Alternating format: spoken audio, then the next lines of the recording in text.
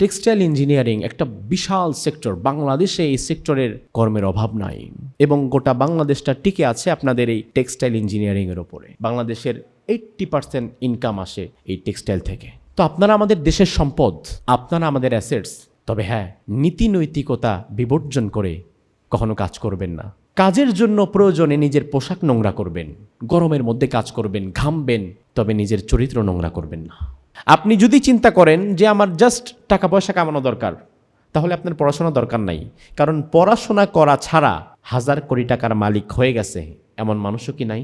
আচ্ছা, আপনি যদি জাস্ট আমার একটা লাক্সারিয়াস লাইফ লিড করতে হবে, বিদেশে সেটেলড হতে হবে, আমার 50,000 স্যালারি স্টার্টিংয়ে হতে হবে, এরপরে দিন শেষে আমার 1 লাখ 1.5 লাখ টাকা মাসে আর্ন করতে হবে, এই চিন্তা থেকে পড়াশোনা করা জাস্ট বোকামি। তার কারণ কর্মজীবনে আপনি গিয়ে দেখবেন, আপনি যে অফিসে কর্মরত আছেন 20,000 টাকা স্যালারিতে, সেখানকার মালিক টেনে টুনে ক্লাস 5 পাস, তার অ্যাসেটসের পরিমাণ 1,000 কোটি টাকা। তখন আপনার মাথা ঘুরে যাবে, আরে আমি আমার জীবনের 25 বছর ইনভেস্ট করলাম পড়াশোনার পেছনে আমি আমার জীবনের 25 ইয়ার্স ইনভেস্ট করলাম, আমার জীবনের এত মূল্যবান দিন ইনভেস্ট করলাম, এত টাকা ইনভেস্ট করলাম, বাবা মার থেকে কত টাকা পয়সা নিয়ে কতভাবে কষ্ট করে পড়াশোনা শেষ করলাম, আমার বেতন 20,000 আর 5 টেনে টুনে পাস করছে তার 1,000 কোটি টাকা। আপনাকে দেখতে হবে যে আমার এই পড়াশোনার পেছনে মূল উদ্দেশ্য হচ্ছে এর দ্বারা আমি আমার নিজেকে আলোকিত করব এবং নিজের সমাজকে উপকৃত করব। দুনিয়াদারি পরিপূর্ণ ছেড়ে দিয়ে জঙ্গলে গিয়ে একা একা বসে বসে জিকির করার যেই বৈরাগ্যবাদ, সন্ন্যাসবাদ, এই বৈরাগ্যবাদ এবং সন্ন্যাসবাদ কিন্তু ইসলাম সমর্থন করে না। ভালো করে মনে রাখবেন, চাকরি, ব্যবসা বাণিজ্য, অফিস আদালত, ইন্ডাস্ট্রি, পলিটিক্স, ফ্যামিলি সব ছেড়ে দিয়ে সারাদিন মসজিদে বসে বসে জিকির করাকে ইসলাম কি সমর্থন করে? না। রাসূল সাল্লাল্লাহু আলাইহি ওয়াসাল্লাম বাইহাকির হাদিসে বলছেন, লা রুহবানিয়াতা ফিল ইসলাম, ইসলামের মাঝে কোনো বৈরাগ্যবাদ নাই, সন্ন্যাসবাদের কোনো জায়গা ইসলামে নাই। দুনিয়াদারি বাদ দিয়ে জঙ্গলে গিয়ে একা একা বসে বসে জিকির করার নাম ইসলাম না। আল্লাহুম্মা ইন্নী আউযু বিকা মিনাল কুফরি ওয়াল ফাকর। কত চমৎকার দোয়া। রাসূল সাল্লাল্লাহু আলাইহি ওয়াসাল্লাম দোয়া করে বলেছেন, আল্লাহ, আমি আপনার কাছে কুফর থেকে বাঁচতে চাই। কুফর জঘন্য একটি গুনাহ যার দ্বারা ঈমান নষ্ট হয়ে যায়। রাসূল বললেন, আমি কুফর থেকে বাঁচতে চাই এবং একই সাথে আমি দারিদ্র থেকেও বাঁচতে চাই। আমি অভাব অনটন চাই না। তার মানে দারিদ্রকে রাসূল সাল্লাল্লাহু আলাইহি ওয়াসাল্লাম কুফরের কাছাকাছি নিয়ে গেছেন, যে আমি কুফর থেকে বাঁচতে চাই, দারিদ্র থেকেও বাঁচতে চাই। তার কারণ কি? তার কারণ কাদাল ফাকরু আন ইয়াকুনা কুফরান, কিছু কিছু দারিদ্র মানুষকে কুফরির দিকে নিয়ে যায়। আপনারা আলহামদুলিল্লাহ টেক্সটাইল ইঞ্জিনিয়ারিং নিয়ে পড়াশোনা করছেন। আপনাদের কাজগুলো ঘুরে ফিরে ফাইবার টু ফেব্রিক্স, এই কাজগুলোর সাথে আপনারা দিন শেষে কানেক্টেড। পৃথিবীতে একজন নবী ছিলেন, তার নাম ইদরিস আলাইহিস সালাম। ইদরিস আলাইহিস সালাম, তিনার ব্যাপারে তাফসীরে এসেছে, কানা ইদরিস আলাইহিস সালাম খাইয়াতান। ইদরিস আলাইহিস সালাম তিনি কাপড় বুনতেন, ফাইবার টু ফেব্রিক্সের কাজ করেছেন। তিনি সুতা বুনতেন, এই সুতা দিয়ে তিনি আবার কাপড় বানাতেন। ইদরিস আলাইহিস সালাম। সাহাবায়ে কেরামের জীবনীতে আমরা যখন তাকে, তখন আমরা দেখতে পাই আবু বকর সিদ্দিক রাদিয়াল্লাহু আনহু, তার বিজনেস ছিল এটা। আব্দুর রহমান ইবনে আউফ রাদিয়াল্লাহু আনহু, তার বিজনেস ছিল। ওসমান রাদিয়াল্লাহু আনহু, তার বিজনেসও ছিল এটা। ফিকে হানাফি আমরা যারা ফলো করি, আমাদের মাযহাবের ইমাম আল আযম আবু হানিফা রাহিমাহুল্লাহ, তিনিও ফেব্রিক্স কেন্দ্রিক বিজনেস করেছেন। তিনি কাপড়ের বিজনেস করতেন। তিনার জীবনের একটা চমৎকার ঘটনা হচ্ছে, তিনি একদিন দেখলেন যে একটা কাপড়ের পোড়া থানে, এই কাপড়ের মাঝে গুণগত মানে কিছুটা পরিবর্তন এসেছে, দুর্বলতা এসেছে।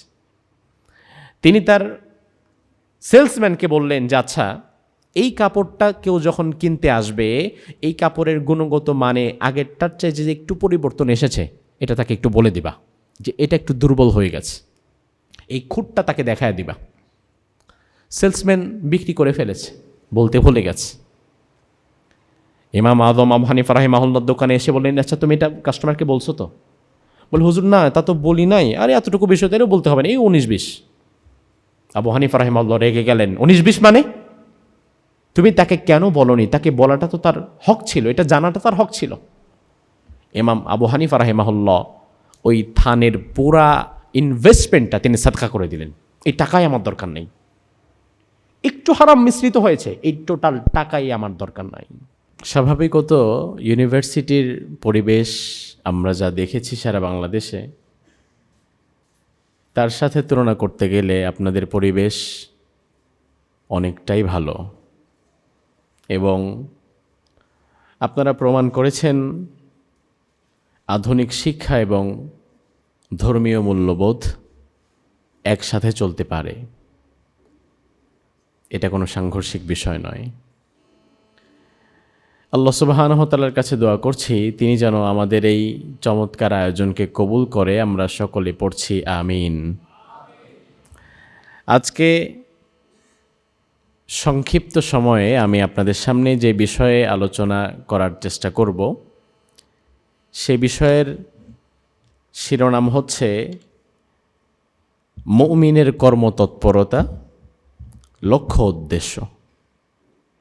অর্থাৎ দুনিয়াতে আমাদের জীবন আমরা কিভাবে চালাবো, আমাদের অ্যাক্টিভিটিসগুলো কি কেন্দ্রিক হবে, আমাদের লক্ষ্য এবং উদ্দেশ্য কি থাকবে, সে বিষয়ে কোরআন সুন্নাহ আমাদেরকে এক্স্যাক্টলি কি গাইডলাইন দিয়েছে, সে বিষয়ে আমরা কিছু কথা বলবো। ওয়া মা তৌফিকি ইল্লা বিল্লাহ। শুরুতেই আমি আপনাদের সামনে কোরআনুল কারীমের সূরা আল বাকারার 201 নং আয়াতে কারিমা তিলাওয়াত করছি। আল্লাহ তাআলা বলছেন, রব্বানা আতিনা ফিদ দুনিয়া হাসানাহ ওয়া ফিল আখিরাতি হাসানাহ ওয়া কিনা আযাবান নার। চমৎকার একটি দোয়া, যে দোয়াটি আল্লাহ তাআলা আমাদেরকে শিখিয়েছেন। এ দোয়ার মাঝে আল্লাহ তাআলা 3টি পার্ট রেখেছেন। প্রথম পার্ট হচ্ছে রব্বানা আতিনা ফিদ দুনিয়া হাসানাহ, হে আমাদের রব আমাদেরকে দুনিয়ার কল্যাণ দান করেন। সেকেন্ড পার্ট হচ্ছে ওয়াফিল আখিরাতি হাসানাহ, আখিরাতের কল্যাণও আপনি আমাদের দান করেন। ওয়াকিনা আযাবান নার, শেষ অংশটি হচ্ছে জাহান্নাম থেকে আপনি আমাদেরকে হেফাজত করে জান্নাতে প্রবেশ করিয়ে দিয়েন। আসলে এই একটি দোয়া জীবনে কার্যকর হয়ে গেলে একজন মানুষের দুনিয়া এবং আখিরাতে নতুনভাবে আর কিছু চাওয়ার প্রয়োজন আছে বলে আমার মনে হয় না। দুনিয়ার কল্যাণ, আখিরাতের কল্যাণ এবং জাহান্নাম থেকে বেঁচে জান্নাতে প্রবেশ, এই টোটাল বিষয়টা আল্লাহ সুবহানাহু ওয়া তাআলা চমৎকারভাবে একটি দোয়ার মধ্যে সন্নিবেশিত করে দিয়েছেন। দুনিয়ার কল্যাণ প্রত্যাশা করা, সম্পদ উপার্জন করা, স্বচ্ছ জীবন যাপন করা, একটু ভালোভাবে চলা, সচ্ছল অবস্থায় থাকা, এই বিষয়গুলো ইসলাম সমর্থন করে না, বিষয়টি কিন্তু এমন নয়। আমরা অনেক সময় চিন্তা করি যে ইসলাম বোধহয় দুনিয়াতে কাজ করা, এত ঝামেলা পোহানো, এত ব্যবসা বাণিজ্য, টাকা পয়সা, এগুলো বোধহয় ইসলাম সমর্থন করে না। ইসলাম বোধহয় শুধু মসজিদে গিয়ে নামাজ পড়তে বলে বা জিকির আজগার করতে বলে, তাহাজ্জুদ পড়তে বলে, এগুলোর মধ্যেই বোধহয় সীমাবদ্ধ। অথচ আল্লাহ তাআলা বলছেন, ওয়ালা তানসা নাসিবাকা মিনাদ দুনিয়া, দুনিয়াতে তোমার যে অংশটি রয়েছে ওই অংশটি তুমি ভুলে যেও না। অর্থাৎ দুনিয়াতে আল্লাহ তাআলা আমার জন্য যে অংশ রেখেছেন, এই অংশটি আমি যেন ভুলে না যাই, এই অংশের জন্য আমাকে কাজ করতে হবে। আল্লাহ সুবহানাহু ওয়া তাআলা কোরআনুল কারীমে আমাদের জীবন যাপনের চমৎকার ব্যালেন্সড একটি ফর্মুলা দিয়েছেন। মুমিনের জীবন যাপন হবে ব্যালেন্সড লাইফ, দুনিয়া এবং আখিরাতের মাঝে সে ব্যালেন্স করবে। আল্লাহ সুবহানাহু ওয়া তাআলা একটি আয়াতের মাঝে বলছেন, আল মালু ওয়াল বানুনা জিনাতুল হায়াতিদ দুনিয়া, দুনিয়ার সম্পদ, পরিবার পরিজন, স্ত্রী সন্তান, অ্যাসেটস অ্যান্ড ফ্যামিলি, এগুলো হচ্ছে তোমাদের জন্য দুনিয়ার সৌন্দর্য, দুনিয়ার নেয়ামত। আবার আল্লাহ তাআলা আরেক আয়াতে বলছেন, ইন্নামা আমওয়ালুকুম ওয়া আওলাদুকুম ফিতনাহ, তোমাদের অ্যাসেটস অ্যান্ড ফ্যামিলি, তোমাদের সম্পদ এবং পরিবার তোমাদের জন্য এক একটা ফিতনাহ, জাহান্নামে যাওয়ার কারণ হতে পারে। সুপ্রিয় বন্ধুরা, একটু লক্ষ্য করেন, কোরআনুল কারীমে সেম ম্যাটেরিয়ালস, পরিবার, প্রয়োজন, সম্পদ, কখনো আল্লাহ তাআলা বলেছেন যে তোমার পরিবার, সম্পদ, অ্যাসেটস অ্যান্ড ফ্যামিলি তোমার জন্য নেয়ামত, আবার কখনো আল্লাহ তাআলা বলেছেন যে তোমার অ্যাসেটস অ্যান্ড ফ্যামিলি তোমার জন্য কিয়ামত। একই আয়াত, সেম ম্যাটেরিয়ালস, তাহলে দুই জায়গায় দুই কথা কেন? কখনো আল্লাহ বলেছেন যে আমার সম্পদ, আমার পরিবার নাকি আমার নেয়ামত, আবার কখনো বলেছেন এগুলো নাকি আমার ধ্বংসের কারণ। তার মানে হচ্ছে, আপনি যদি আপনার সম্পদকে হালাল ওয়ে থেকে উপার্জন করে আবার হালাল ওয়েতে ব্যয় করতে পারেন, তাহলে এই সম্পদ আপনার নাজাতের কারণ হতে পারে। আপনার পরিবারকে যদি আপনি ইসলামাইজ করতে পারেন, তাহলে এই পরিবার আপনার নাজাতের ওয়াসিলা হয়ে যেতে পারে। অন্যদিকে আপনার অ্যাসেটসগুলো যদি আসে কোনো ইল্লিগাল সোর্স থেকে, আপনার পরিবারকে যদি আপনি ইসলামী অনুশাসনের মধ্যে রাখতে ব্যর্থ হন, যদি আপনি ব্যর্থ হয়ে যান, তাহলে এই সম্পদ, এই পরিবার, প্রয়োজন, চাকরি, ব্যবসা বাণিজ্য, এই সবটা মিলিয়ে দিন শেষে আপনার রেজাল্ট হয়ে যাবে জিরো। এজন্য আল্লাহ তাআলা কখনো কখনো বলেছেন সম্পদ, সন্তান, পরিবার তোমার নেয়ামত, আবার যদি এগুলোকে প্রপার আল্লাহর পথে তুমি মেনটেন করতে না পারো, তাহলে এগুলো হয়ে যাবে তোমার জন্য কিয়ামত। তাহলে যে কথাটি আমরা বললাম সেটি হচ্ছে, মুমিনের জীবন হবে ভারসাম্যপূর্ণ, দুনিয়া এবং আখিরাতের মাঝে তাকে ব্যালেন্সড করতে হবে।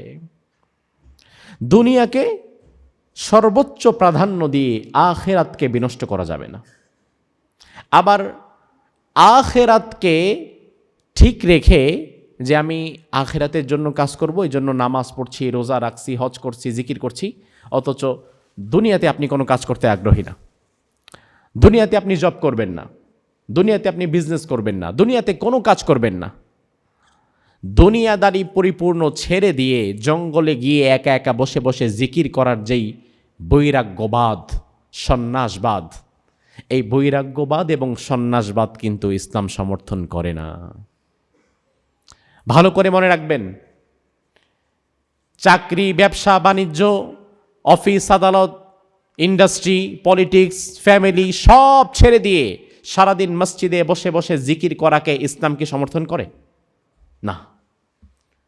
রাসূল সাল্লাল্লাহু আলাইহি ওয়াসাল্লাম বাইহাকির হাদিসে বলছেন, লা রুহবানিয়াতা ফিল ইসলাম, ইসলামের মাঝে কোনো বৈরাগ্যবাদ নাই, সন্ন্যাসবাদের কোনো জায়গা ইসলামে নাই। দুনিয়াদারি বাদ দিয়ে জঙ্গলে গিয়ে একা একা বসে বসে জিকির করার নাম ইসলাম না। আমাদের বাংলাদেশে প্রচলিত ওয়াজ মাহফিলে একটি ঘটনা অনেক বক্তাগণ বলে থাকে, বাহলুল পাগলের ঘটনা। যে এক ব্যক্তি ছিল বাহলুল পাগল, সে দুনিয়াদারি পরিপূর্ণ ছেড়ে গিয়ে কবরস্থানে বসে থাকত, কবরের মাটি খুঁড়ে সেখানে বসে থাকত, খুব জ্ঞানী জ্ঞানী কথা বলতো, আধ্যাত্মিক কথা বলতো, মারিফতি কিছু কথা বলতো। তো বাহলুল পাগল দুনিয়াদারি ছেড়ে কবরস্থানে বসে থাকতো, এই বাহলুল পাগলের ঘটনা বলে ওয়াজ করা হয় এই দেশের সমাজে, অথচ এই বাহলুল পাগল তো আমাদের আদর্শ না। কারণ দুনিয়াদারি পরিপূর্ণ ছেড়ে কে বলেছে তোমাকে জঙ্গলে গিয়ে বসে বসে জিকির করতে? এই আদর্শ তো রাসূল শেখাননি। আমাদেরকে শোনানো হয় বলখের বাদশাহ ইব্রাহিম ইবনে আদহামের ঘটনা। ইব্রাহিম ইবনে আদহাম বলখের বাদশাহ ছিল। রাত্রিবেলা ঘুমিয়ে আছে রাজসিংহাসনে, এমন সময় আওয়াজ শুনছে কে যেন ছাদের উপর দিয়ে হেঁটে বেড়ায়। ইব্রাহিম ইবনে আদহাম রেগে গেল যে গভীর রাতে আমার ঘুমকে ভাঙালো, কে ছাদের উপরে হাঁটছ? ওপর থেকে আওয়াজ এলো যে আমি এক পথিক, আমার একটি উট হারিয়ে গেছে, আমি আমার উটটাকে খুঁজছি। বলখের বাদশাহ ইব্রাহিম ইবনে আদহাম রেগে গিয়ে বলল, বেটা বেওকুফ, উট কি খোঁজার জায়গা ছাদের উপরে? উট হারিয়ে গিয়েছে, জঙ্গলে যাও, ছাদের উপরে কেন? ওই ব্যক্তি ছাদের উপর থেকে ডাক দিয়ে বলল যে ইব্রাহিম ইবনে আদহাম, ছাদের উপরে যদি আমি আমার উটকে খুঁজে না পাই, তুমি রাজত্ব আর সিংহাসন পরিচালনা করে তোমার আল্লাহকে কি করে খুঁজে পাবে? বলখের বাদশাহ ইব্রাহিম ইবনে আদহাম চিন্তা করল, তাই তো কথা। পরের দিন রাজ্য সভা ডেকে সকলকে ক্ষমতা বুঝিয়ে দিয়ে তিনি বললেন, আমি চলে যাচ্ছি বনবাসে, আমাকে আর কোনো দিন খুঁজবা না। তিনি তার রাজত্ব ছেড়ে জঙ্গলে চলে গেলেন। জঙ্গলে গিয়ে বসে বসে বাকি সারা জীবন জিকির আজগার করে কাটিয়েছেন। এ ঘটনা খুব রসিয়ে রসিয়ে বলা হয়, কেঁদে কেঁদে বলা হয়, মানুষজন আবেগ আপ্লুত হয় যে আল্লাহর প্রেমে পাগল হয়ে রাজ সিংহাসন ছেড়ে দিয়েছে, দুনিয়াদারি ছেড়ে দিয়েছে, বাদশাহী ছেড়ে দিয়েছে। কত মহান দৃষ্টান্ত আমাদের সামনে। অথচ আমাদের ভাই বলখের বাদশাহ ইব্রাহিম ইবনে আদহাম তো আমাদের আদর্শ না। আমাদের আদর্শ তো মুহাম্মদুর রাসূলুল্লাহ সাল্লাল্লাহু আলাইহি ওয়াসাল্লাম, যিনি পরিবার পরিচালনা করেছেন, মসজিদের মিম্বারে ইমামতি করেছেন, জুমার দিন খতিবের দায়িত্ব পালন করেছেন, জিহাদের ময়দানে সেনাপতির দায়িত্ব পালন করেছেন, যিনি একটি রাষ্ট্র পরিচালনার দায়িত্ব পালন করেছেন, আবার নবুয়ত পরিচালনা করেছেন, আবার ব্যবসা বাণিজ্য করেছেন। এই সব কিছু পরিচালনা করার নামই ইসলাম। দুনিয়াকে পরিপূর্ণ পরিত্যাগ করে মসজিদে বসে জিকির করার নাম ইসলাম না। বাহলুল পাগল আমাদের আদর্শ না। ইব্রাহিম ইবনে আদহাম আমাদের আদর্শ না। আবু বকর সিদ্দিক রাদিয়াল্লাহু আনহু আমাদের আদর্শ। তিনি ব্যবসা বাণিজ্য করেছেন, আবার একই সাথে তিনি রাষ্ট্রনায়কও ছিলেন। ওমর ফারুক রাদিয়াল্লাহু আনহু আমাদের আদর্শ। তিনি রাজ সিংহাসন ছেড়ে পালিয়ে যান নাই যে এত মানুষের দায়ভার আমি কিভাবে নেব, দরকার নাই, এই শাসন কার্য আমার পরিচালনা করার দরকার নেই, এই কথা ভেবে তিনি পালিয়ে যান নাই। তিনি দিনের বেলায় উম্মার দায়িত্ব পালন করেছেন, রাষ্ট্র পরিচালনা করেছেন, আবার রাত্রিবেলায় তিনি তাহাজ্জুদের জায়নামাজে চোখের পানিও ঝরিয়েছেন। এটা হচ্ছে মূলত ইসলামের দর্শন। This is the actual philosophy of Islam. ইসলামের দর্শন কিন্তু এটা না যে আপনি study life, job, career, business সব ফেলে দিয়ে 6টা চিল্লা করে আসবেন, 3 চিল্লা মেরে আসবেন। আমার ভাই, সময় আছে, আপনি তাবলিগে যাবেন, দাওয়াত তাবলিগে সময় দিবেন, সময় আছে, আপনি জিকির আজগার করবেন, সালাত আদায় করবেন, কোনো সমস্যা নাই। তবে হ্যাঁ, ওয়ালা তানসা নাসিবাকা মিনাদ দুনিয়া, দুনিয়াকে ভুলে যেয়ে না। এটা আল্লাহ তাআলা তার কোরআনে বলেছে। অর্থাৎ মুমিন তার দুনিয়া এবং আখিরাতকে ব্যালেন্স করবে। রাসূল সাল্লাল্লাহু আলাইহি ওয়াসাল্লাম তিনি তার জীবনকে কতটা চমৎকারভাবে ভারসাম্যপূর্ণভাবে ব্যালেন্স করেছেন দেখুন। রাসূল সাল্লাল্লাহু আলাইহি ওয়াসাল্লামের জীবনীতে পাওয়া যায়, সুনানে আবু দাউদের 5090 নম্বর হাদিস। তিনি আল্লাহ তাআলার কাছে দোয়া করেছেন, আল্লাহুম্মা ইন্নী আউযু বিকা মিনাল কুফরি ওয়াল ফাকর।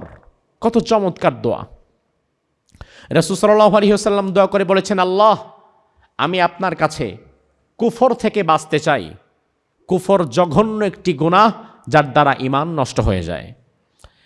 রাসূল বললেন, আমি কুফর থেকে বাঁচতে চাই এবং একই সাথে আমি দারিদ্র থেকেও বাঁচতে চাই। আমি অভাব অনটন চাই না। তার মানে দারিদ্রকে রাসূল সাল্লাল্লাহু আলাইহি ওয়াসাল্লাম কুফরের কাছাকাছি নিয়ে গেছেন, যে আমি কুফর থেকে বাঁচতে চাই, দারিদ্র থেকেও বাঁচতে চাই। তার কারণ কি? তার কারণ কাদাল ফকর আন ইয়াকুনা কুফরান। কিছু কিছু দারিদ্র মানুষকে কুফরির দিকে নিয়ে যায়। আমাদের বাংলাদেশে তো একটা কথা আছে, আমরা তো কথায় কথায় বলি যে অভাবে, নাকি এটা আমি একাই বলি, আপনারা কেউ বলেন না? কথাটা বলেন তো, অভাবে হয় না অনেকের? অভাবে স্বভাব নষ্ট, কথাটা কিন্তু বাস্তব। তার কারণ হচ্ছে অতিরিক্ত অভাবের দায়ে একজন ভালো মানুষ খারাপ হয়ে যেতে বাধ্য হয়। কোভিড-19, 2019 সাল, চারিদিকে লকডাউন। সাভারে একজন ভদ্রলোক, তাকে মেরে রক্তাক্ত করে ফেলল মানুষ। পরবর্তীতে আমি ঘটনাটি জানলাম। তিনি একটি গার্মেন্টসের ভালো একটা পদে চাকরি করতেন। লাস্ট 8 মাস যাবৎ তার চাকরি নেই। ঢাকা শহরে বাসা ভাড়া দিয়ে পরিবার পরিচালনা করে থাকা কত কঠিন। কি করবে? গ্রামেও যেতে পারছে না, লকডাউন, গেলে কোয়ারেন্টাইনে ঢোকা দিবে। একটা পর্যায়ে এমন হয়েছে যে ব্যক্তি 30,000 40,000 টাকা বেতনের চাকরি করত, ওই ব্যক্তি একটা সময় তার শিশু সন্তানের কান্না সহ্য করতে না পেরে তার দুধ কেনার জন্য দোকান থেকে দুধের কয়েকটা প্যাকেট নিয়ে দৌড় দিছিল। মানুষ তাকে চোর সন্দেহ করে মেরে রক্তাক্ত করে ফেলেছে। তো রাসূল সাল্লাল্লাহু আলাইহি ওয়াসাল্লাম যে দারিদ্র্য থেকে বাঁচতে চাইতেন, তিনি যে দারিদ্র্যকে অ্যাভয়েড করতেন, তার পেছনে একটি সূক্ষ্ম কারণ আছে না নাই? আচ্ছা, তো ইসলাম তো আমাকে দারিদ্র্য শেখায় না যে আমি সারা জীবন মানুষের কাছে হাত পেতে পেতে পেতে পেতে চলে যাব না, বরং ইসলাম আমাকে শেখায় আল ইয়াদুল উলিয়া খায়রুম মিন ইয়াদিস সুফলা, ওপরের হাত নিচের হাতের চেয়ে উত্তম। তুমি কাজ করবা, ক্যারিয়ার করবা, পড়াশোনা করবা, চাকরি করবা, ব্যবসা করবা, হাতটাকে ওপরের দিকে রাখবা, নিচের দিকে নয়। তো রাসূল সাল্লাল্লাহু আলাইহি ওয়াসাল্লামের চমৎকার দোয়াটা দেখেন, যে রাসূল যে দারিদ্র্য থেকে বাঁচতে দোয়া চাইতেন, দোয়া করতেন, এই দোয়াটা তো আমাদেরকে শেখানো হয় না, এটা তো আমাদের জানানো হয় না। আমাদেরকে ইসলামের কথা আসলে এমন একটা থিম ঢুকিয়ে দেওয়া হয় যেন ইসলাম মানেই যেন হাত পেতে পেতে চলা, ইসলাম মানেই যেন যা আমি ধর্মীয় অনুশাসন মানি, আমি ধর্মকর্ম করি, তাহলে আমার এত টাকা পয়সা থাকবে কেন? আমি যদি ধর্মকর্ম করি, আমি যদি ভালো মানুষ হই, তাহলে আমার আইফোন থাকবে কেন? আমার তো ছেঁড়া জামা থাকবে, আমার একটা বাটন ফোন থাকবে, আমি তো মানুষের কাছে হাত পেতে পেতে চলবো। অথচ রাসূল সাল্লাল্লাহু আলাইহি ওয়াসাল্লামের জীবন ছিল চমৎকার ভারসাম্যপূর্ণ, তিনি দারিদ্র্য থেকে বাঁচতে চাইতেন। আবার একই সাথে রাসূল সাল্লাল্লাহু আলাইহি ওয়াসাল্লাম সুনানে তিরমিজির 2362 নং হাদিসের মধ্যে তিনি বলেন, আরাদা আলাইয়া রাব্বি লিয়াজআল লি বাতাহা মাক্কাতা যাহাবান কুলতু লা ইয়া রাব। রাসূল বলেন, আমার রব আল্লাহ তাআলা আমাকে অফার করেছেন, আল্লাহ তাআলা তার হাবিবকে অফার করছেন, ও নবী, মক্কার যে পাহাড়গুলো আপনি দেখছেন, এই পাহাড়গুলো আমি আপনার জন্য সোনা বানিয়ে দিতে পারি। আপনি যদি চান, এই বিশাল উহুদ পাহাড়টা আমি আপনার জন্য সোনা বানিয়ে দেব, গোল্ড বানিয়ে দেব, টোটাল উহুদ পাহাড়টা হয়ে যাবে গোল্ড, এটা আপনার মালিকানায় থাকবে। এটা আপনি চান? রাসূল সাল্লাল্লাহু আলাইহি ওয়াসাল্লাম জবাব দিলেন, লা ইয়া রাব, এটা আমি চাই না। আমার ভাই, আমি যে বিষয়টি বোঝাতে চাচ্ছি একটু বোঝেন। রাসূল সাল্লাল্লাহু আলাইহি ওয়াসাল্লাম তিনি দারিদ্র্য থেকে বাঁচতে চাইতেন, দারিদ্রতা তিনি চাইতেন না। আবার অঢেল সম্পদের উপচে পড়া প্রাচুর্য, এটাও তিনি চাইতেন না। তার কারণ, দারিদ্র্য যেমন মানুষকে কুফুরের দিকে নিয়ে যায়, অতিরিক্ত সম্পদও এক সময় মানুষকে আল্লাহর থেকে দূরে সরিয়ে নিয়ে যায়। আমি যেটা দেখলাম বাংলাদেশে, আমার সাথে আপনি একমত হবেন কিনা আমি জানি না, বাট আমি যেটা দেখলাম আমি একটু শেয়ার করি, আপনি একটু দেখেন। বাংলাদেশে স্বাভাবিকত নামাজ কালাম পড়ে, ধর্মকর্ম মেনে চলে, এই মানুষগুলা একদম নিম্নবিত্ত কেউ না। ওই যে রাস্তার ফকির যে ভিক্ষা করে, শুক্রবারে জুমার দিন জুমার মসজিদের সামনে 8-10 জন যে ভিক্ষা করতে বসে, আপনি খোঁজ নিলে দেখবেন এই 8-10 জন ভিক্ষাই করে, জুমার মসজিদের সামনে ভিক্ষা করে, অথচ জুমার নামাজটা পড়ে না। এমন দৃষ্টান্ত কি আছে না নাই? আমি যেখানে জমা পড়াই, সাভার বাসস্ট্যান্ড কেন্দ্রীয় জামে মসজিদ, 20 থেকে 30 জন ভিক্ষা করে জুমার দিন মসজিদের সামনে, একজনও নামাজ পড়ে না। আপনি বলবেন যে হুজুর আপনি দেখলেন কেমনে? আপনি কি সেজদা থেকে উঠে দেখছেন?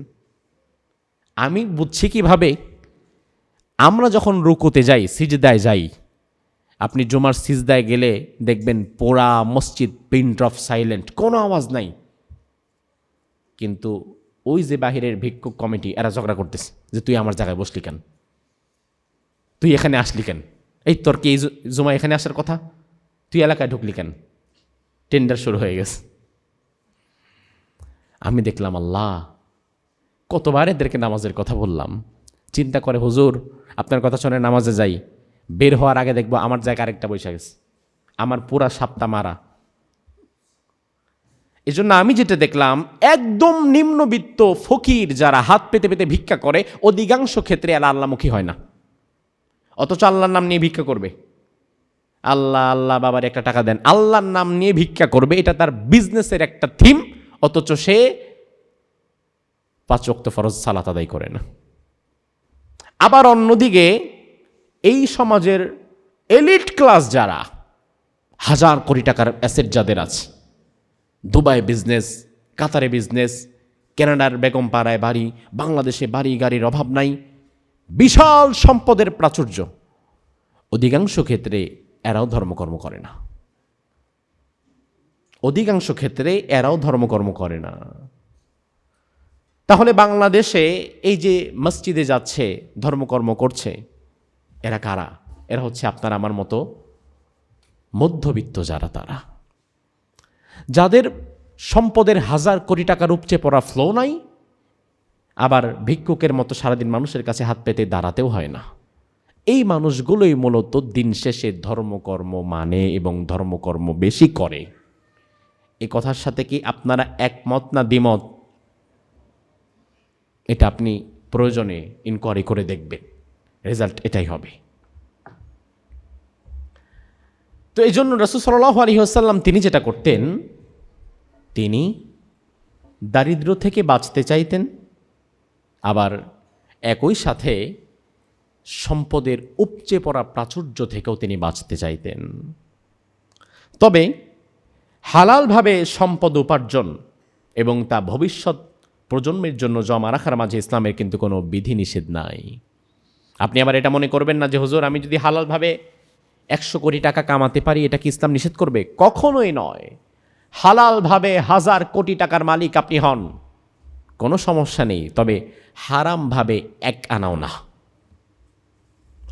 হালালভাবে 1000 কোটি টাকা আসতে পারে, তবে হারামভাবে যেন আমার কাছে 1 আনাও না আসে। আপনি যদি বলেন আমি কি আমার পরবর্তী প্রজন্মের কথা চিন্তা করে কোটি টাকার অ্যাসেট জমা করে রাখতে পারবো? অবশ্যই পারবেন। আল্লাহ সুবহানাহু ওয়া তাআলা কোরআনুল কারীমে একটি সূরা দিয়েছেন পিপিলিকার নামে, সূরাতুন নামল। পিপিলিকা আজব এক প্রাণী। পিপিলিকা এই গ্রীষ্মের 6 মাস সে তার রিজিক জমা করে, খাদ্যশস্য তার বাংকারে জমা করে, শীতকালে খুব একটা বেরোয় না। শীতকালে শস্যের কিছু অভাব হবে এই ভেবে পিপিলিকা গ্রীষ্মে তার পরবর্তী 6 মাসের জন্য খাদ্যদ্রব্য জমা করে রাখে। আল্লাহ তাআলা কোরআনুল কারীমে সে প্রাণীর নামে সূরা দিয়েছেন। আপনি যদি আপনার পরবর্তী প্রজন্মের জন্য অ্যাসেট জমা করে রাখেন, এতে ইসলামের কোনো বিধিনিষেধ নাই। রাসূল সাল্লাল্লাহু আলাইহি ওয়াসাল্লাম সহিহ বুখারীর 5357 নং হাদিসের মাঝে বলছেন, ওমর রাদিয়াল্লাহু আনহু থেকে বর্ণিত হাদিস, ওমর ফারুক রাদিয়াল্লাহু আনহু রাসূলের ব্যাপারে বলছেন, কানা ইয়াবিউ নাখলা বানিন নদীর ওয়া ইয়াহবিসু লি আহলিহি কুতা সানাতিহিম। রাসূল সাল্লাল্লাহু আলাইহি ওয়াসাল্লাম বনু নাজির গোত্রের বাগান থেকে প্রাপ্ত খেজুর বিক্রি করতেন এবং তার পরিবারের জন্য 1 বছরের খেজুর তিনি জমাও করে রাখতেন। অর্থাৎ হালাল ওয়েতে আপনি যদি চান কিছু অ্যাসেটস জমা করবেন, এতে কিন্তু ইসলামের কোনো বিধিনিষেধ নাই। একজন সাহাবী রাদিয়াল্লাহু আনহু মৃত্যুর আগে রাসূলকে বললেন, ইয়া রাসূলুল্লাহ, আমি আমার সম্পদগুলো সব দান করে দিয়ে যেতে চাই। রাসূল জিজ্ঞেস করলেন, তোমার কি পরিবার পরিজন, স্ত্রী সন্তান কেউ আছে? বলে, হ্যাঁ, আমার সবাই আছে। রাসূল বললেন, আচ্ছা, ইন্নাকা আন তাযারা ওয়ারাসাতাকা আগনিয়া খায়রুম মিন আন তাযারাহুম আলাতান ইয়াতাকাফফাফুনান নাস। তোমার যদি স্ত্রী সন্তান পরিবার পরিজন সবাই থেকে থাকে, তাদেরকে তুমি খয়রাতি বানায়া মানুষের দ্বারে দ্বারে ঘোরাবা আর সব কিছু আল্লাহর পথে দান করে দিবা, এটা প্রয়োজন নাই। বরং তাদেরকে সচ্ছল অবস্থায় রেখে যাও যদি তোমার সুযোগ থাকে। আমার ভাই, ইসলাম কতটা চমৎকার, জীবন ঘনিষ্ঠ এবং ভারসাম্যপূর্ণ আপনি চিন্তা করেন। ইসলাম আপনাকে সম্পদ জমানোর ক্ষেত্রে বাধা দিবে না। আপনি হালালভাবে জমান, কোনো সমস্যা নেই, তবে হারামভাবে যেন না হয়। তার কারণ আপনি যদি পরিবারের কথা চিন্তা করে হারাম ওয়ে থেকে সম্পদ উপার্জন শুরু করেন, এই সম্পদের মজার ভাগটুকু নেবে সবাই, আর শাস্তির ভাগটুকু নেওয়া লাগবে আপনার একার। এজন্য কখনোই হারাম ওয়েতে সম্পদ উপার্জনের পেছনে দৌড়াবেন না। আরেকটি বিষয় হচ্ছে নিছক রিজিকের জন্য পড়াশোনা করাটা বোকামি। আপনি ঝিনাইদহ টেক্সটাইল ইঞ্জিনিয়ারিং কলেজে পড়াশোনা করছেন, ফাইনাল ইয়ার আপনার শেষ হয়ে যাচ্ছে, পরীক্ষার পরে আপনি জব করবেন। বাট এই যে আপনি 5 বছর এখানে ছিলেন, 4-5 বছর এখানে ছিলেন, পড়াশোনার একটি প্রান্তে আপনি এসেছেন, জীবনের এতগুলো বছর আপনি অতিবাহিত করেছেন, পড়াশোনার পেছনে ইনভেস্ট করেছেন, মানি অ্যান্ড টাইম ইনভেস্ট করেছেন। আপনার জীবনের সবচেয়ে মূল্যবান সম্পদ সময়। এই মূল্যবান সম্পদ সময় আপনি ইনভেস্ট করেছেন এই পড়াশোনার ভেতরে। আপনার লক্ষ্য উদ্দেশ্য যদি থাকে যে আমি একটা ভালো জব করব, 30-40-50 হাজার টাকা স্যালারি হবে স্টার্টিংয়ে, এক সময় লাখখানিক টাকার উপরে হয়ে যাবে। নিছক রিজিকের জন্য পড়াশোনা করা বোকামি ছাড়া কিচ্ছু না। আপনি যদি চিন্তা করেন যে আমার জাস্ট টাকা পয়সা কামানো দরকার, তাহলে আপনার পড়াশোনা দরকার নাই। কারণ পড়াশোনা করা ছাড়া হাজার কোটি টাকার মালিক হয়ে গেছে এমন মানুষও কি নাই? আচ্ছা, আপনি যদি জাস্ট আমার একটা লাক্সারিয়াস লাইফ লিড করতে হবে, বিদেশে সেটেলড হতে হবে, আমার 50,000 স্যালারি স্টার্টিংয়ে হতে হবে, এরপরে দিন শেষে আমার 1-1.5 লাখ টাকা মাসে আর্ন করতে হবে, এই চিন্তা থেকে পড়াশোনা করা জাস্ট বোকামি। তার কারণ কর্মজীবনে আপনি গিয়ে দেখবেন, আপনি যে অফিসে কর্মরত আছেন 20,000 টাকা স্যালারিতে, সেখানকার মালিক টেনে টুনে ক্লাস 5 পাস, তার অ্যাসেটসের পরিমাণ 1,000 কোটি টাকা। তখন আপনার মাথা ঘুরে যাবে, আরে আমি আমার জীবনের 25 বছর ইনভেস্ট করলাম পড়াশোনার পেছনে আমি আমার জীবনের 25 ইয়ার্স ইনভেস্ট করলাম, আমার জীবনের এত মূল্যবান দিন ইনভেস্ট করলাম, এত টাকা ইনভেস্ট করলাম, বাবা আমার থেকে কত টাকা পয়সা নিয়ে কতভাবে কষ্ট করে পড়াশোনা শেষ করলাম, আমার বেতন 20,000, আর 5-10 টনে পাস করছে তার 1,000 কোটি টাকা। তাহলে আপনি ওই মুহূর্তে মানসিকভাবে বিপর্যস্ত হয়ে যাবেন। এজন্য নিছক রিজিকের জন্য, জাস্ট প্রফেশনের জন্য, একটা লাক্সারিয়াস লাইফ লিড করার জন্য পড়াশোনা করাটা বোকামি ছাড়া কিচ্ছু না। আপনি যদি টাকা ইনকাম করতে চান, পড়াশোনা অনেক আগে ছেড়ে দিয়ে ছোটবেলা থেকে আপনি গার্মেন্টসে ঢুকে যেতেন, অনেক আগেই ছেড়ে দিয়ে আপনি অন্য কোনো পেশায় নিয়োজিত হয়ে যেতেন, টাকা উপার্জন করতে পারতেন। ওটার জন্য আপনাকে ঝিনাইদহ টেক্সটাইল ইঞ্জিনিয়ারিং কলেজে এসে এত বড় পড়াশোনা করতে হতো না, ডিগ্রি নিতে হতো না। আপনার এই পড়াশোনা করার পেছনে সেন্ট্রাল থিম টাকা উপার্জন না, রিজিক না, বরং রিজিক তো সবাই পায়, রিক্সাওয়ালাও পায়, সচিবও পায়, মসজিদের ইমামও পায়, শিক্ষকও পায়, প্রত্যেকটি মানুষই রিজিক পায়, কিন্তু সম্মান পায় কয়জন? আপনাকে দেখতে হবে যে আমার এই পড়াশোনার পেছনে মূল উদ্দেশ্য হচ্ছে এর দ্বারা আমি আমার নিজেকে আলোকিত করব এবং নিজের সমাজকে উপকৃত করব। কথা বোঝাতে পেরেছি? শুধু পড়াশোনাটা আপনি আপনার রিজিকের মাধ্যম বানাবেন না, তাহলে আপনি কর্মজীবনে হেরে যাবেন।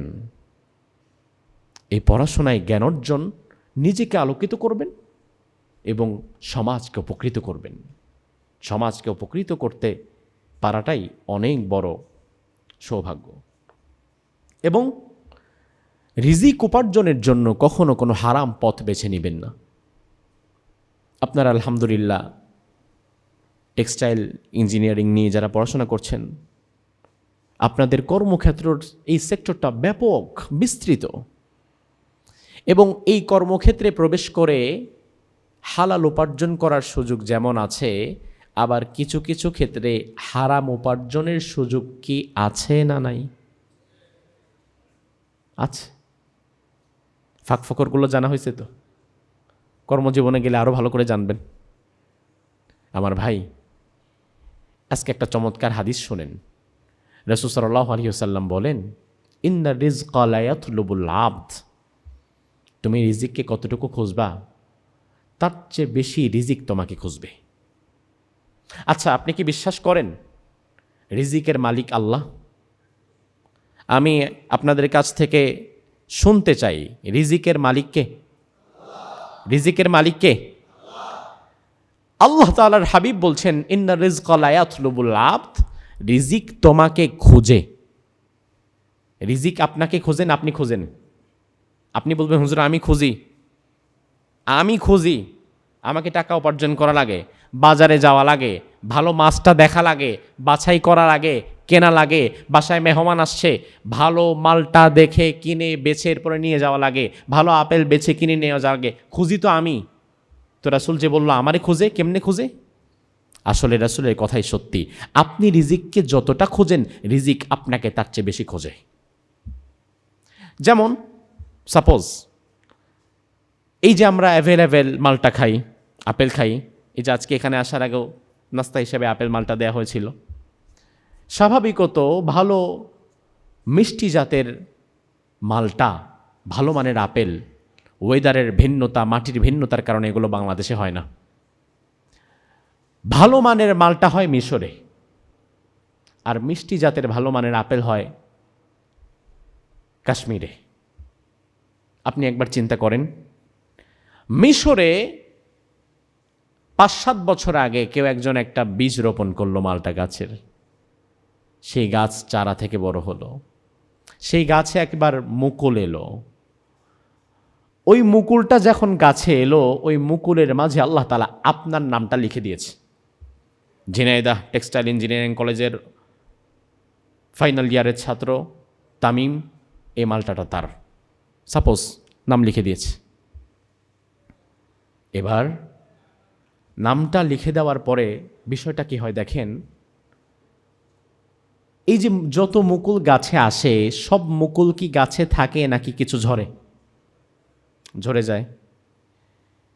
কিন্তু আপনার নামটা যেই মুকুলে, এই মুকুলটা ঝরবে না। যত মুকুল ফুল হয় সব ফুলগুলো টিকে না, কিন্তু আপনার রিজিকটা যেই ফুলে লেখা ওটা টিকবে। এটা বড় হবে, ফল হবে, অনেক ফল পড়ে যাবে, ঝরে যাবে, পাখি নষ্ট করে ফেলবে, আপনার রিজিকটা যে ফলে লেখা এটা নষ্ট হবে না। এটা আল্লাহ তাআলা হেফাজত করবেন, কারণ এখানে আপনার রিজিক আছে। টুডে অর টুমোরো এটা আপনি পাবেন। এক পর্যায়ে সেখানে একটা ভালো ফল হলো।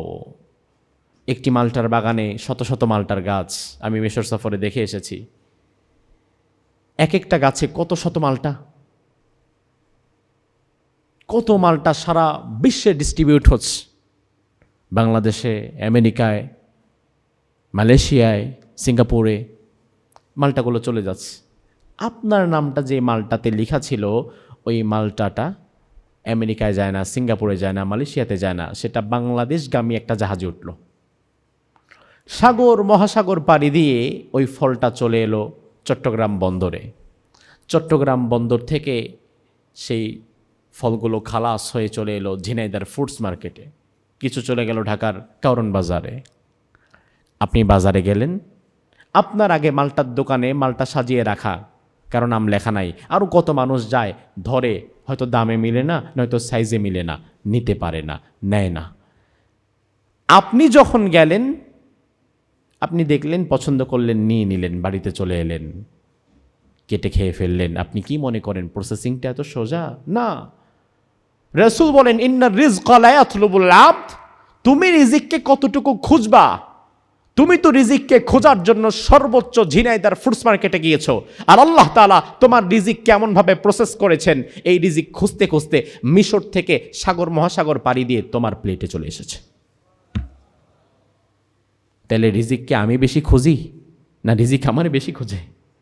পৃথিবীর 800 কোটি মানুষ, ফ্রুটস তো সবাই খায়, এই রিজিক খোঁজে খোঁজে 800 কোটির মধ্য থেকে আমারে খুঁজে বের করে ফেলছে, কারণ আমার রব এই রিজিকে আমার নাম লিখে ফেলেছে। তো এই জন্য ভাই, রিজিকের জন্য খুব বেশি টেনশন করে রেড সিগন্যাল ক্রস করে হারামে জড়িয়ে যাবেন না। তার কারণ রাসূল আরেকটি বর্ণনায় বলেছেন, আর রিজকু মাকসুম, রিজিক যেটা আপনার হক এটা আপনি পাবেনই, এটা বণ্টিত হয়ে গেছে। ওয়াল হারিসু মাহরুম, লোভী ব্যক্তি বঞ্চিত। আমি ছোট্ট করে সাইয়েদনা আলী রাদিয়াল্লাহু আনহুর একটি ঘটনা বলে দেই আপনাদের বোঝার স্বার্থে। আলী রাদিয়াল্লাহু আনহু তিনি একদিন তার শখের ঘোড়া নিয়ে বাহিরে কোথাও সফরে বের হলেন। পথে মধ্যে চিন্তা করলেন যে আমি একটা ভালো মসজিদ পেল, চিন্তা করলো যে আমি 2 রাকাত সালাত আদায় করে এরপরে আবার সামনে যাই। তিনি ঘোড়াটাকে মসজিদের সামনে রেখে এক পথিক রাস্তায় বসে আছে, কাজ নেই কাম নেই। অনেক মানুষ দেখবেন কাম কাজ নেই মসজিদের সামনে বসে আছে, সারাদিন পার করে দেয়, এমন আছে না? পাবজি খেলতে খেলতে দিন পার করে মসজিদের সামনে বসে থাকে, নামাজ পড়বে না। আলী রাদিয়াল্লাহু আনহু বলল, আচ্ছা তুমি তো বসে আছো, তো 10 মিনিট কিছু সময় আমার ঘোড়াটাকে একটু দেখো, আমি নামাজটা পড়ে আসি, 2 রাকাত নামাজ পড়বো। হ্যাঁ, সমস্যা নেই। আলী রাদিয়াল্লাহু আনহু ভেতরে গেলেন, 2 রাকাত সালাত আদায় করলেন। সালাম ফেরানোর পরে চিন্তা করলেন, আচ্ছা যে বেচারা 10টা মিনিট আমার ঘোড়াটাকে পাহারা দিয়ে রাখলো, আমি খুশি হয়ে তাকে কিছু হাদিয়া দেই। তিনি পকেটে হাত ঢোকালেন, দেখি কি আস। পকেট থেকে হাত বের করে দেখলেন যে 2টা দিরহাম আসছে, 2 দিরহাম। তিনি চিন্তা করলেন এটা বাহিরে গিয়ে লোকটাকে দিয়ে দেব। তিনি বের হলেন। বের হওয়ার পরে দেখে লোকটা নাই। ঘোড়ার গলা থেকে একটা ঘোড়াকে বাঁধার একটা সুন্দর জিনজির থাকে ঘোড়ার গলায়, জিনজিরটা খুব দামি ছিল, সুন্দর ছিল। জিনজিরটা খুলে চুরি করে পালায় চলে গেছে। যে এত সময় বসে থেকে আমার লাভ কি, এর চেয়ে জিনজির চুরি করে বেচলে না তাও 2 পয়সা আগাবে, ক্যারিয়ার করতেছে। আলী রাদিয়াল্লাহু আনহু বের হয়ে তিনি একটু কষ্ট পেলেন। আহারে, জিনজিরটা খুলে নিয়ে চলে গেছে। এখন এই যে জিনজিরটা সে যে চুরি করে নিয়ে চলে গেল, এটা একটা বাজারে বিক্রি করতে গেছে। তার হাবভাব দেখে দোকানদার বুঝে ফেলেছে যে সে জিনিসটা বিক্রি করতে যেটা এনেছে এটার প্রপার মালিকানা তার নাই। এই জন্য সে একবার ভেতরে ঢুকায়, একবার বের করে, আবার একবার দোকানদারের সামনে পেশ করতে যায়, আবার পিছিয়ে আস। দোকানদার বুঝে ফেলছে। স্বাভাবিকত কোনো প্রোডাক্ট যদি চোরাই মাল হয়, এটা যদি মার্কেটে ওঠে, এটার ভ্যালু কি কমে না বাড়ে? হ্যাঁ, কমে। অনেকে বলে না যে হুজুর, বললে বলবেন যে আমাদের অভিজ্ঞতা আসলো কিভাবে। তো দোকানদার হাবভাব বুঝে ফেলার পরে সেই ব্যক্তি বলছে যে ভাই আমার কাছে একটা জিনজির আছে, একটু তাড়াতাড়ি রাখবা। দেখি দেন। দোকানদার দেখলো যে ভালো মানের জিনজির, হ্যাঁ রাখতে পারি। কত চান? বললে এত চাই। কয় অসম্ভব, আমি সর্বোচ্চ এটার দাম দিব 2 টাকা, 2 দিরহামের বেশি আমি দিবই না। দিলে দেন, না দিলে না দেন। ওই ব্যক্তি চিন্তা করলো যা আছে কপালে দেখা যাবে সকালে, তাড়াতাড়ি 2 দিরহাম নিয়ে ভাগি। 2টা দিরহামের বদলে জিনজিরটা বিক্রি করে সে পালিয়ে গেল। আমার ভাই, একটু বুঝে থাকলে জবাব দেন তো, এই ব্যক্তি জিনজির বিক্রি করে পেল কয় দিরহাম? কথা বলেন। আচ্ছা, সে যদি এই 2 দিরহামে জিনজির বিক্রি করে সে যেটা কামিয়েছে, এটা কি তার জন্য হালাল হয়েছে না হারাম? সে যদি কিছু সময় 10টা মিনিট অপেক্ষা করে ওখানে বসে থাকতো, তাহলে আলী রাদিয়াল্লাহু আনহু মসজিদ থেকে বের হয়ে তাকে দিত কয় দিরহাম? ওই 2 দিরহাম তার জন্য হারাম হতো না হালাল হতো? আর সে যে তড়িঘড়ি করে চুরি করলো, এতে সে পাইছে কয় দিরহাম? কিন্তু এটা কি হয়েছে? হারাম। এটাই দুনিয়া। আপনি কি মনে করছেন আরেকজনকে ঠকায়া মিথ্যা কথা বলে ছলচাতুরি করে আজকে 10,000 বেশি কামিয়েছেন? না, আপনি আমার 1 পয়সা নষ্ট করতে পারেন নাই। আমার রিজিক যেটা আমার মালিক আমার তাকদিরে ফিক্সড করেছেন, এটা আসবেই আসবে। দুনিয়ার কারো ক্ষমতা নাই আমার রিজিকে ভাগ বসাবার, আমার রিজিক কেড়ে নেওয়ার কারো ক্ষমতা নাই। তবে আপনি বলবেন হুজুর, আমি যে তাহলে ছলচাতুরি করে আপনারে ঠকায় 10,000 টাকা বেশি কামালাম, আপনি আসলে আমার রিজিক না, ওই 10,000 টাকা আপনার বৈধ রিজিক ছিল। আল্লাহ তাআলা হয়তো 2-1 দিন পরে হলেও যে কোনোভাবে বৈধ পন্থায় ওটা আপনার হাতে পৌঁছে দিতই। আপনি তড়িঘড়ি করে নিজের ভাগেরটাই হারামভাবে খাইছেন। কথা বোঝেন? আপনি আমারটা খেতে পারেন নাই। আরে দুনিয়াতে কেউ যদি কারো রিজিক খেয়ে দিতে পারতো, তাহলে দুনিয়ার ভারসাম্য নষ্ট হয়ে যেত।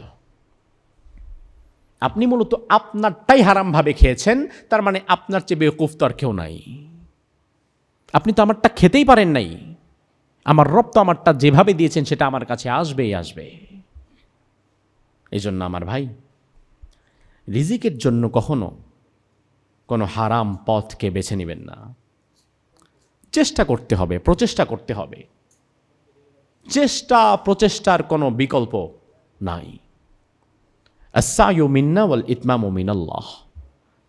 প্রচেষ্টা আমাদের, সফলতা দেওয়ার মালিক আল্লাহ।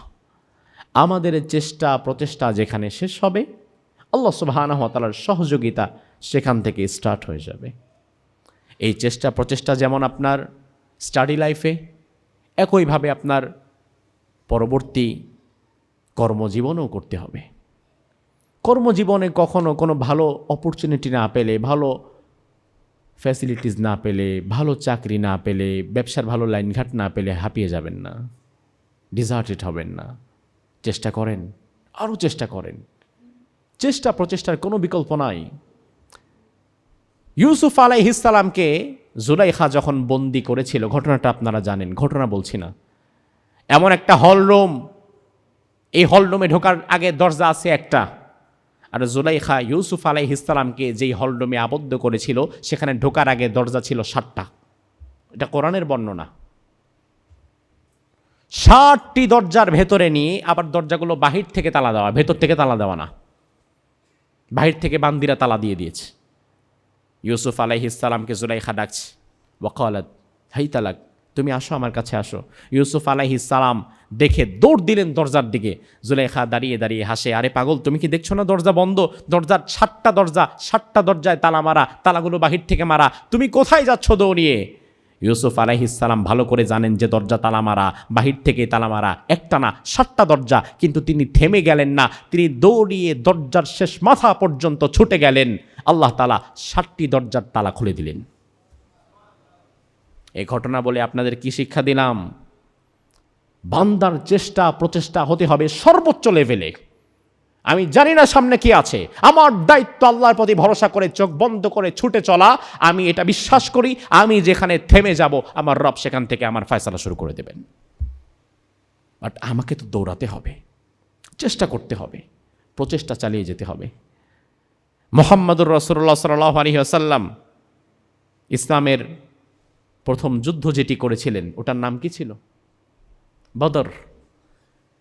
1000 সশস্ত্র কাফেরের বিরুদ্ধে 313 জনের ছোট্ট একটা টিম। আবার বদরের ময়দানটা কোথায়? মদিনা থেকে 70 কিলোমিটার দূরে। রমাদান মাস, 17ই রমাদান, মদিনা থেকে 313 জনের একটা টিম নিয়ে রাসূল সাল্লাল্লাহু আলাইহি ওয়াসাল্লাম 70 কিলোমিটার পায়ে হেঁটে বদরের ময়দানে চলে গেলেন। গিয়ে দেখলেন আল্লাহ, বিশাল অবস্থা, 1000 সশস্ত্র সৈন্যের মোকাবেলা করতে হবে। তারা দাঁড়িয়ে আছে যুদ্ধাস্ত্র নিয়ে। আমরা কাদেরকে নিয়ে আসছি? বেলাল, খাব্বাব, খুবাইব, যাদের পেটে পাথর বাঁধা, ক্ষুধার যন্ত্রণায় ছটফট করছে, হাতে ভালো তলোয়ার নাই। অবশেষে রাসূল দোয়া করলেন, আল্লাহ মেহেরবানি করে তুমি আমাদেরকে নুসরত দান করো, বিজয় দান করো।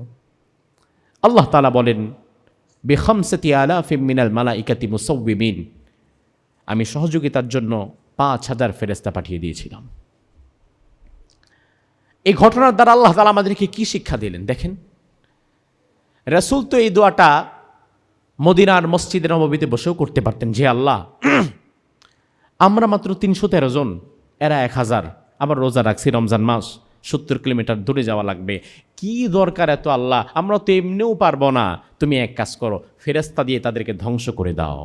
এই দোয়াটা তো রাসূল মসজিদে নববীতে বসেও করতে পারতেন, কিন্তু এটা না করে রাসূল কষ্ট করে 313 জনকে নিয়ে 70 কিলোমিটার দূরে গিয়ে তারপরে দোয়া করেছেন। তার কারণ রাসূল জানতেন বান্দার প্রচেষ্টা যে পয়েন্টে শেষ হবে ওই পয়েন্ট থেকে আল্লাহর সহযোগিতা শুরু হবে। প্রচেষ্টা ছাড়া আল্লাহ তাআলাও ফল দেবে না। এই জন্য আমার ভাই, চেষ্টা করতে হবে সর্বদা।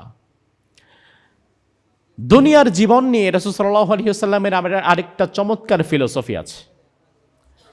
দুনিয়ার জীবন নিয়ে রাসূল সাল্লাল্লাহু আলাইহি ওয়াসাল্লামের আরেকটা চমৎকার ফিলোসফি হচ্ছে, তিনি বলেন, ইন্নাদ দুনিয়া হুলওয়াতুন খাদিরাহ, দুনিয়া হচ্ছে মধুময় মিষ্টি। এটা রাসূল দুনিয়ার একটা দৃষ্টান্ত দিলেন। আমার ভাই, এই হাদিসটি বোঝার জন্য এক কাজ করবেন। আজকে আয়োজন শেষে যখন হলে ফিরে যাবেন, ঘরে ফিরে যাবেন, 2-1 ফোঁটা মধু ফ্লোরে ফেলে রাখবেন। যে রাসূল যে বললেন যে দুনিয়া মধুর মতো, দেখেন রাসূলের ফিলোসফিটা কত চমৎকার। আপনি যখন 2-4 ফোঁটা মধু ফ্লোরে ফেলে রাখবেন, রাত্রেবেলা ঘুমিয়ে যাবেন, সকালবেলা উঠে দেখবেন মধু পর্যন্ত পিপিলিকার লম্বা লাইন লেগে গেছে, খাচ্ছে যাচ্ছে লাইন। আর কিছু পিপিলিকা তারা মধুর মধ্যে পড়ে মরে আছে। 2 ধরনের পিপিলিকা দেখবেন। এক ধরনের পিপিলিকা তারা খুব সচেতন, পেটে ক্ষুধা আছে, প্রয়োজন আছে খাওয়ার, তারা আসে মধুর কাছে, 4টি পা বাহিরে রাখে, 2 পা ভেতরে দিয়ে যতটুকু পরিমাণ মধু খেলে তার হয় অতটুকু খেয়ে সে চলে যায়। আর কিছু পিপিলিকা এত লোভী, সে খাওয়ার সময় চিন্তা করে যা আছে সব আমার খাওয়া লাগবে, জীবনে আর পাই না পাই, যেহেতু পাইছি সব খায় চলে যেতে হবে। সে 6টা পা ভেতরে দিয়ে মধু খাইতে থাকে। খাওয়ার পরে বাড়ি যাওয়ার সময় মধু কয় যাবি কই, কারণ 5-6টাই তো ভেতরে। এই লোভী পিপিলিকাগুলো পড়ে মরে থাকে। দুনিয়াতে আপনার জীবন ওই পিপিলিকার মতো হতে হবে। হালাল ওয়ে থেকে আমার যতটুকু সম্পদ উপার্জন হলে জীবন চলে যায় ততটুকু নিয়ে আলহামদুলিল্লাহ আমি সন্তুষ্ট আছি। তবে হারামের সীমায় চলে যাব না। রেড সিগন্যাল ক্রস করে যদি আমি হারামে আমার সব অঙ্গ প্রত্যঙ্গ প্রবেশ করিয়ে দেই, তাহলে ওই লোভী পিপিলিকা যেমন 6 পা মধুর মধ্যে ঢুকায় খাওয়ার পরে মধুর মধ্যে পড়ে মরে থাকে, আপনিও একদিন দুনিয়ার লোভ লালসায় পাগল হয়ে দুনিয়াতে মরে পড়ে থাকবেন, কিছুই নিয়ে যেতে পারবেন না। দুনিয়াতে টাকা পয়সার দরকার, সম্পদের দরকার, অবশ্যই দরকার। এই জন্য তো আল্লাহ তাআলা দোয়া শিখিয়েছেন, রব্বানা আতিনা ফিদ দুনিয়া হাসানা। দুনিয়ার কল্যাণ চাও, দুনিয়ার অ্যাসেটস অ্যান্ড ফ্যামিলিকে আল্লাহ বলেছেন ইন্নামা আল মাল ওয়াল বানুনা জিনাতুল হায়াতিদ দুনিয়া। এই দুনিয়ার অ্যাসেটস অ্যান্ড ফ্যামিলি তোমার একটা নেয়ামত, বিউটিনেস অফ দিস লাইফ। আবার কোথাও বলেছেন ইন্নামা আমওয়ালুকুম ওয়া আওলাদুকুম ফিতনাহ। আবার এই সম্পদ, এই পরিবার হতে পারে তোমার ফিতনা। তার মানে এগুলোকে মেনটেন করতে হবে। দুনিয়াতে মুমিনের কাছে সম্পদ হচ্ছে নৌকার তলার পানির মতো। নৌকা চলতে গেলে পানির প্রয়োজন, পানি ছাড়া নৌকা চলবে না। তবে অবশ্যই এই পানিটা থাকা লাগবে নৌকার নিচে, নৌকার তলায়। পানিটা যদি কখনো নৌকার ভেতরে উঠে যায়, নৌকাটা ডুবে যাবে। ঠিক একইভাবে দুনিয়ার এই টাকা পয়সাগুলো থাকবে আপনার অন্তরের বাহিরে। এগুলো জাস্ট নিছক দুনিয়াতে চলার জন্য করা, তাই করছি। তবে এগুলোকে যদি আপনি অন্তরে জায়গা দেন, তাহলে নৌকার ভেতরে পানি ঢুকলে নৌকা যেমন তলিয়ে যায়, দুনিয়ার সম্পদও যদি আপনার ভেতরে আপনি ঢোকান, তাহলে এক সময় আপনিও তলিয়ে যাবেন। এজন্য আমার ভাই, এগুলোকে ব্যালেন্স করতে হবে আমাদের। আপনারা আলহামদুলিল্লাহ টেক্সটাইল ইঞ্জিনিয়ারিং নিয়ে পড়াশোনা করছেন। আপনাদের কাজগুলো ঘুরে ফিরে ফাইবার টু ফেব্রিক্স, এই কাজগুলোর সাথে আপনারা দিন শেষে কানেক্টেড। পৃথিবীতে একজন নবী ছিলেন, তার নাম ইদরিস আলাইহিস সালাম। ইদরিস আলাইহিস সালাম, তিনার ব্যাপারে তাফসীরে এসেছে কানা ইদরিস আলাইহিস সালাম খাইয়াতান। ইদরিস আলাইহিস সালাম পৃথিবীতে প্রথম ফাইবার টু ফেব্রিক্সের কাজ করেছেন। তিনি সুতা বুনতেন, এই সুতা দিয়ে তিনি আবার কাপড় বানাতেন। ইদরিস আলাইহিস সালাম। সাহাবায়ে কেরামের জীবনীতে আমরা যখন তাকে, তখন আমরা দেখতে পাই আবু বকর সিদ্দিক রাদিয়াল্লাহু আনহু, তার বিজনেস ছিল এটা। আব্দুর রহমান ইবনে আউফ রাদিয়াল্লাহু আনহু, তার বিজনেস ছিল। ওসমান রাদিয়াল্লাহু আনহু, তার বিজনেসও ছিল এটা। ফিকে হানাফি আমরা যারা ফলো করি, আমাদের মাযহাবের ইমাম আল আযম আবু হানিফা রাহিমাহুল্লাহ, তিনিও ফেব্রিক্স কেন্দ্রিক বিজনেস করেছেন। তিনি কাপড়ের বিজনেস করতেন। তিনার জীবনের একটা চমৎকার ঘটনা হচ্ছে, তিনি একদিন দেখলেন যে একটা কাপড়ের পোড়া থানে, এই কাপড়ের মাঝে গুণগত মানে কিছুটা পরিবর্তন এসেছে, দুর্বলতা এসেছে। তিনি তার সেলসম্যানকে বললেন যে আচ্ছা, এই কাপড়টা কেউ যখন কিনতে আসবে, এই কাপড়ের গুণগত মানে আগেরটার চেয়ে যে একটু পরিবর্তন এসেছে, এটা তাকে একটু বলে দিবা যে এটা একটু দুর্বল হয়ে গেছে, এই খুঁটটা তাকে দেখায় দিবা। ওয়াবতাগি ফিমা আতাকাল্লাহু দারুল আখিরাহ, আখেরাতকে প্রাধান্য দিয়ে চিরস্থায়ী সুখের নিবাস যেই জান্নাত, সেই জান্নাতকে লক্ষ্য উদ্দেশ্য বানিয়ে তুমি কাজ করো। তাহলে আমাদের দুনিয়ার যেই কাজগুলো থাকবে, এই কাজগুলো করার আগে আমাদেরকে মাথায় রাখতে হবে এই জীবন শেষ নয়, আমাকে পরকালে আল্লাহর দরবারে জবাব দিতে হবে। সেন্স অফ অ্যাকাউন্টেবিলিটি, জবাবদিহিতার চিন্তা মাথায় রেখে কাজ করতে হবে। কারণ জবাবদিহিতার চিন্তা মাথায় রেখে যারা কাজ করবে তাদের আমল নামাটা ডান হাতে আসবে, তাদের আমল নামাটা সহজ হবে। আল্লাহ তাআলা কোরআনে অন্যত্র বলছেন, ফাআম্মা মান উতিয়া কিতাবাহু বিয়ামিনিহি, যাদের আমল নামা ডান হাতে দেয়া হবে, ফায়াকুলুহা উমকরাউ কিতাবিয়া, তারা তাদের আত্মীয়দের কাছে গিয়ে বলবে, দেখো আল্লাহ খুশি হয়ে আমার আমল নামা ডান হাতে দিয়েছে, একটু দেখো আমি তো জান্নাতে চলে যাচ্ছি। এলাকার লোকেরা, ক্লাসমেট, পাড়া প্রতিবেশী বলবে, আরে ভাই তোমার আমল নামা ডান হাতে কিভাবে এলো, কিভাবে পেলে তুমি এটা? ওই ব্যক্তি তখন বলবে, ইন্নী যানানতু আন্নী মুলাকিন হিসাবিয়া, দুনিয়াতে আমি বিজনেস করেছি, জব করেছি, মার্চেন্ডাইজের অফিসার ছিলাম, এই করেছি সেই করেছি, যা করেছি, তবে দিন শেষে আল্লাহর দরবারে আবার একদিন আমাকে দাঁড়াতে হবে, জবাব দিতে হবে। এই জবাবদিহিতার চিন্তা মাথায় রেখে করেছি। জবাবদিহিতার চিন্তা মাথায় রেখে যারা কাজ করে তাদের কাজগুলো স্বচ্ছ থাকে। আর জবাবদিহিতার চিন্তা মাথায় যারা রাখে না, দুনিয়াতে তাদেরই কানাডার বেগম পাড়ায় কয়েকটা বাড়ি হয়, কারণ তাদের জবাবদিহিতার কোনো চিন্তাই নাই। 2 নাম্বার, আল্লাহ তাআলা এই আয়াতের মাঝে বলছেন, ওয়ালা তানসা নসিবাকা মিনাদ দুনিয়া, আখিরাতকে প্রাধান্য দিয়ে কাজ করবা ঠিক আছে, তবে দুনিয়ার অংশটাকে আবার ভুলে যেও না।